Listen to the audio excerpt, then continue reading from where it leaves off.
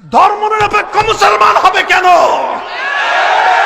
ধর্মনিরপেক্ষ হিন্দু হতে পারে, ধর্মনিরপেক্ষ বৌদ্ধ হতে পারে, ধর্মনিরপেক্ষ খ্রিস্টান হতে পারে, ধর্মনিরপেক্ষ ইহুদি হতে পারে, কারণ ওই সকল ধর্মগুলোর কাছে আধুনিক যুগের রাষ্ট্র ব্যবস্থা পরিচালনার ব্যবস্থা নাই, আধুনিক যুগের রাজনীতির বিধান নাই, আধুনিক যুগের ব্যাংকিং ব্যবস্থা নাই, আধুনিক যুগের রাষ্ট্রীয় বাজেট প্রণয়ন করার কোনো সামর্থ্য তাদের কাছে নাই।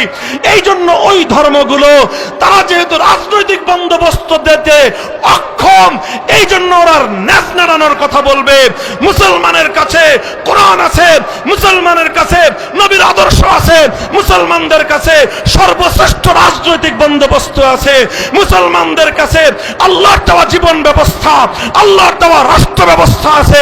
মুসলমান কোনদিন ধর্মনিরপেক্ষতার মতো লেজ নাড়ানোর প্রতিযোগিতায় নামবে না।